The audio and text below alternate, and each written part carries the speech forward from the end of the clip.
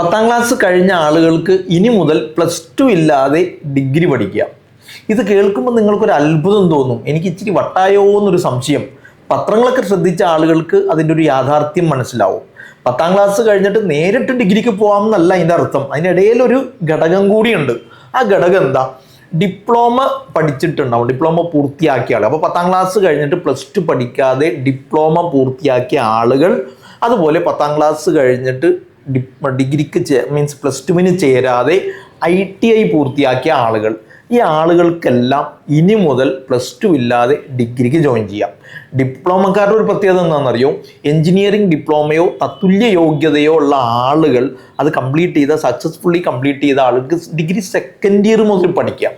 നമ്മുടെ നാട്ടിലെ കോളേജുകളിലും യൂണിവേഴ്സിറ്റികളിലുള്ള പ്രൊവൈഡ് ചെയ്യുന്ന പലതരം ഡിഗ്രികളുണ്ട്. 4 വർഷത്തെ ഡിഗ്രി, ഇപ്പോൾ 4 വർഷത്തെ ഡിഗ്രിയാണ്, അത് 3 വർഷമാക്കി കട്ടൊക്കെ ചെയ്യാം. എങ്കിലും ഈ 4 വർഷത്തെ ഡിഗ്രിക്ക് ജോയിൻ ചെയ്യാൻ പൊതുവേ +2 ആണ് യോഗ്യത പറയുക. +2 പാസ്സാവണം. അത് വേണ്ടതില്ല. 10ാം ക്ലാസ് കഴിഞ്ഞ ആളുകൾ ഡിപ്ലോമ ജോയിൻ ചെയ്ത് പഠിച്ച് കംപ്ലീറ്റ് ചെയ്തിട്ടുണ്ടെങ്കിൽ അവർക്ക് ഈ +2 ഇല്ലാതെ തന്നെ ഡിഗ്രിക്ക് ചേരാം. ദെൻ ITI കോഴ്സുകളുണ്ട്, ഇഷ്ടംപോലെ ITI കോഴ്സുകളുണ്ട്. കേരളത്തിൽ ഗവൺമെൻറ് ITIകൾ തന്നെ 100-നടുത്തുണ്ട്, 300-ന് മേലെ പ്രൈവറ്റ് ITIകളുണ്ട്. ഇവിടുന്ന് 2 വർഷത്തെ ITI കോഴ്സ് കഴിഞ്ഞ ആൾക്ക് നേരെ ഡിഗ്രി ഫസ്റ്റ് ഇയറിൽ ജോയിൻ ചെയ്യാം. നമുക്ക് കേന്ദ്ര ഗവൺമെൻറ്റിൻ്റെ നാഷണൽ ക്രെഡിറ്റ് ഫ്രെയിം വർക്കിൽ 4.5 ക്രെഡിറ്റാണ് ഡിഗ്രി ഫസ്റ്റ് ഇയറിനുള്ളത്.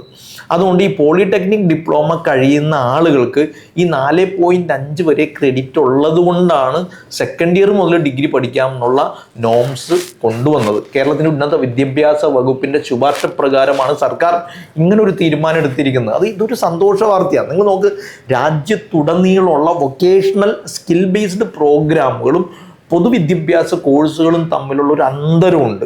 ഈ അന്തരം ഇല്ലാതാക്കുകയും ആ ഗ്യാപ്പ് അങ്ങ് കളയുകയും ചെയ്യുക എന്നതിൻ്റെ അടിസ്ഥാനത്തിലാണ് എന്ത് ചെയ്തിരിക്കുന്നത്, ഇങ്ങനൊരു തീരുമാനം എടുത്തിരിക്കുന്നത്. നമ്മളിത് പണ്ടേ എടുക്കേണ്ട തീരുമാനമാണ്. 10ാം ക്ലാസ് കഴിഞ്ഞിട്ട് +2 ഉണ്ടെങ്കിൽ മാത്രമേ ഡിഗ്രിക്ക് പോകാൻ പറ്റൂ എന്നത് ഒഴിവാക്കണം. കാരണം 10ാം ക്ലാസ് കഴിഞ്ഞിട്ടുള്ള ഒരു ഹയർ ഓപ്ഷനാണ് ഡിപ്ലോമയും ITCയും, 2 ഇയേഴ്സിൻ്റെ പ്രോഗ്രാം. ഈ പ്രോഗ്രാമുകൾ ചെയ്ത ആളുകളെ സംബന്ധിച്ച് ആ പെർട്ടിക്കുലർ സ്കില്ലിൽ ഫോക്കസ് ചെയ്ത് പഠിച്ചത് കൊണ്ട് അവർക്കൊരു +2 തുല്യമായ യോഗ്യത തന്നെ കൊടുക്കണം എന്നാണ്. ഇപ്പം നാഷണൽ ക്രെഡിറ്റ് ഫ്രെയിം വർക്കിൻ്റെ ശുപാർശകളും മാനദണ്ഡങ്ങളും വെച്ചുകൊണ്ട് ഈ പറഞ്ഞ കോഴ്സുകൾക്ക്, ഡിപ്ലോമകൾക്കും അതുപോലെ ITI ITCകൾക്കും ഈ ഒരു ക്രെഡിറ്റ് ഉണ്ട് എന്നതുകൊണ്ടാണ് ഇനി ഡിഗ്രിക്ക് ജോയിൻ ചെയ്യാം എന്നത് നിലവിൽ ശുപാർശ ചെയ്തത്. ഇതുകൊണ്ട് ഉണ്ടാവുന്നത് പ്രത്യേകത എന്താ? ഇപ്പോൾ ITI ITC ഒക്കെ കഴിഞ്ഞ ആൾക്ക് +2 ഒന്നും പഠിച്ച് സമയം കളയാതെ നേരിട്ട് ഡിഗ്രി പഠിക്കാം.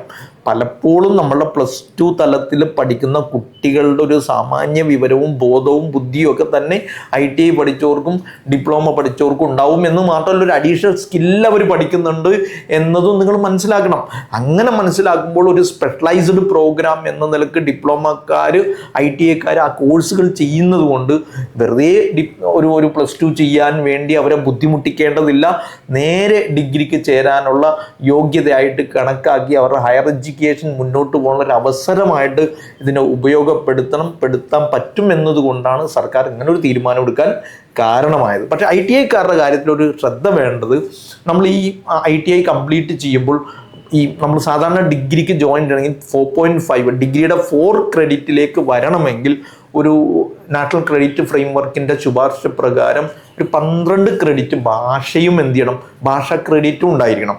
ആ ഭാഷാ ക്രെഡിറ്റ് ഉണ്ടെങ്കിലേ നിങ്ങൾക്ക് എന്ത് ചെയ്യാൻ പറ്റൂ, ഡിഗ്രിക്ക് ജോയിൻ ചെയ്യാൻ പറ്റും. ITI ITC കംപ്ലീറ്റ് ചെയ്തു 2 വർഷത്തെ. പക്ഷേ നിങ്ങൾക്ക് ഈ national credit frame work suggest ചെയ്യുന്ന, UGC സജസ്റ്റ് ചെയ്യുന്ന 4 ക്രെഡിറ്റ് പോയിന്റ് ഇല്ലെങ്കിൽ, അത് ഉണ്ടാവണമെങ്കിൽ എന്ത് ചെയ്യണം, 12 ഭാഷാ ക്രെഡിറ്റും കൂടി കംപ്ലീറ്റ് ചെയ്യണം. ദെൻ അങ്ങനെ 12 ഭാഷാ ക്രെഡിറ്റ് കംപ്ലീറ്റ് ചെയ്യണമെങ്കിൽ നിങ്ങൾക്ക് ചെയ്യാൻ പറ്റുന്ന NIOS വഴി ഒരു ഭാഷാ കോഴ്സ് ജോയിൻ ചെയ്യുകയോ സ്വയം പദ്ധതി പ്രകാരം നിങ്ങൾക്ക് വേണമെങ്കിൽ അഡീഷണൽ കോഴ്സുകൾ ചെയ്ത് ഇതിന് ഇക്വലൻ്റ് ആക്കി മാറ്റാൻ പറ്റും. അങ്ങനെ മാറ്റിയിട്ട് ഡിഗ്രിക്ക് ജോയിൻ ചെയ്യാം. എന്തായാലും ITIക്കാർക്കും ഡിപ്ലോമക്കാർക്കും ഇതൊരു ശുഭവാർത്തയാണ്. പണ്ട് കഴിഞ്ഞ ആളുകൾക്കും ഇത് നല്ലതാണ്. അടുത്ത കൊല്ലമൊക്കെ ഡിഗ്രിക്കൊക്കെ പഠിക്കണമെന്നുണ്ടെങ്കിൽ, ഓൺലൈനായിട്ട് പഠിക്കണമെന്നുണ്ടെങ്കിലും ഇത് നിങ്ങൾക്ക് സാധ്യമാകും വിതൗട്ട് +2. അതിനേക്കാൾ രസകരമായൊരു കാര്യം എന്ന് വെച്ചാൽ, കേരള യൂണിവേഴ്സിറ്റി പണ്ട് ഈ ചില പെർട്ടിക്കുലർ കോഴ്സുകൾക്ക് ചേരാനായിട്ട് ഡിപ്ലോമ ഒരു യോഗ്യതയായിട്ട് നേരത്തെ തന്നെ പരിഗണിച്ചിട്ടുണ്ടെന്നുള്ളതാണ്. അത് വെച്ച് നോക്കുമ്പോൾ ഇതൊരു പുതിയ വാർത്ത, ഭയങ്കര വാർത്തയല്ല എങ്കിൽ പോലും കോമൺ ആയിട്ട് ജനറലൈസ്ഡ് ആയിട്ട് അങ്ങനെ ഒരു നോട്ടിഫിക്കേഷൻ കൊണ്ടുവന്നത് ഡിപ്ലോമക്കാരെയും ITIക്കാരെയും സംബന്ധിച്ചിടത്തോളം ശുഭവാർത്ത തന്നെയാണ്. കരിയറിൻ്റെ ഉന്നത തലങ്ങളിൽ നിങ്ങൾക്ക് എത്താൻ ആവട്ടെ എന്ന് ആശംസിച്ചുകൊണ്ട് നിർത്തും. Career Guru, moulding your future.